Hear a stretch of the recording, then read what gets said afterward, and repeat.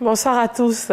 Il est arrivé à Washington, aux États-Unis, le chef du gouvernement ivoirien, hier pour promouvoir la destination Côte d'Ivoire. Pendant ce séjour de travail, le Premier ministre Patrick Kachi va enchaîner les rencontres en vue d'améliorer la perception des décideurs américains sur les performances et le potentiel des pays de la sous-région, en première ligne la Côte d'Ivoire. À l'agenda du chef du gouvernement, rencontre avec le secrétaire d'État américain Anthony Blinken, avec également le secrétaire au commerce Gina Raimondo et avec des membres du Congrès. Il va aussi s'adresser au Conseil des administrateurs de la Banque mondiale.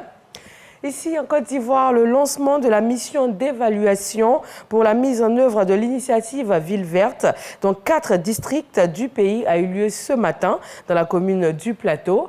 Et c'est un programme qui propose la transformation des systèmes alimentaires et des espaces verts et urbains afin de rendre les villes plus durables. Grace Kando nous en dit davantage. Le projet Initiative Ville verte permet de rendre les villes plus durables et résilientes à travers des solutions novatrices. Pour la phase pilote, 4 villes ont été retenues: Abidjan, Yamoussoukro, Korogo et Man. Une action qui bénéficie de l'appui de l'Organisation des Nations Unies pour l'alimentation et l'agriculture. L'objectif de la mission, c'est de comprendre exactement qu'est-ce qui peut être fait. Un exemple classique, on parle de déchets sur des grandes zones urbaines comme Abidjan. Mais les déchets sont des ressources.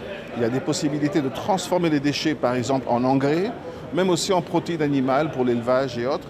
Mais aussi penser, je donne un autre exemple de piste, sur le Grand Abidjan, d'aller au-delà simplement de la ceinture d'Abidjan, mais sur ce qui sera le Grand Abidjan dans 30 ans et planifié à l'avance. Pour le ministre-gouverneur du district d'Abidjan, ce projet est d'une importance capitale. Il vient apporter des solutions dans la lutte contre les émissions de gaz à effet de serre. Ce que nous dessinons comme perspective, c'est d'offrir aux Ivoiriens des villes vertes pour protéger la santé des populations et faire en sorte que, par l'implication des propres populations, nous puissions faire des déchets et de nos ordures ménagères, de l'or qui dure. Voyez-vous ? Donc les ordures ne sont pas à jeter, les ordures, il faut les utiliser pour les transformer. C'est la bataille que nous menons. Un projet auquel adhère le ministère de la Construction. Faire en sorte que la vie en ville soit la plus agréable possible. Pour cela, il nous faut structurer l'espace urbain.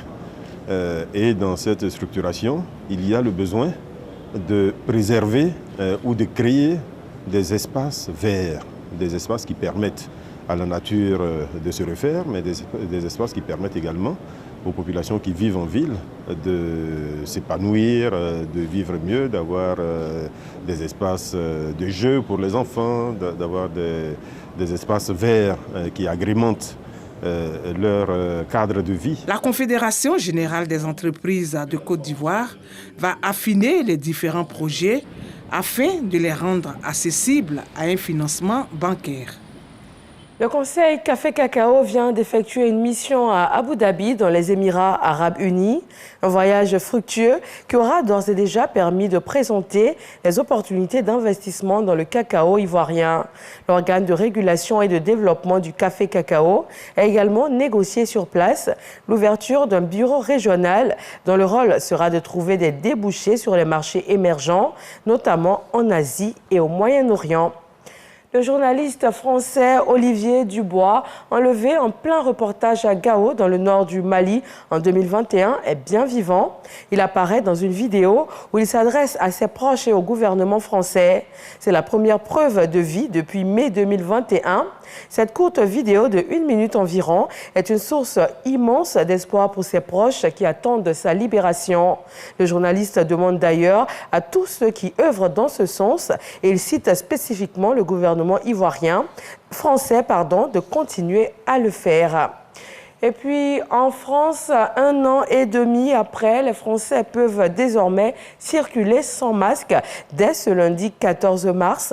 Les entreprises, les écoles, les commerces, les services publics s'ajoutent désormais à la liste des lieux clos où il n'est plus nécessaire de porter le masque depuis l'allègement des mesures en février dernier. Mais le ministère de la Santé précise que la fin de l'obligation du port du masque ne signifie pas la fin de la vigilance. 19 jours après l'invasion en Ukraine, une nouvelle session de pourparlers entre responsables russes et ukrainiens a commencé ce 14 mars par une session de négociation par visioconférence entre la Russie et l'Ukraine. Le président ukrainien a qualifié ces pourparlers de difficiles, mais ils reprendront demain, mardi 15 mars, après une pause technique. Pendant ce temps, autour de Kiev, les combats font toujours rage. Des bombardements ont même fait 2 morts aujourd'hui lundi. Merci de toujours vous informer sur RTI 1. Nous vous retrouvons avec grand plaisir à 20 h.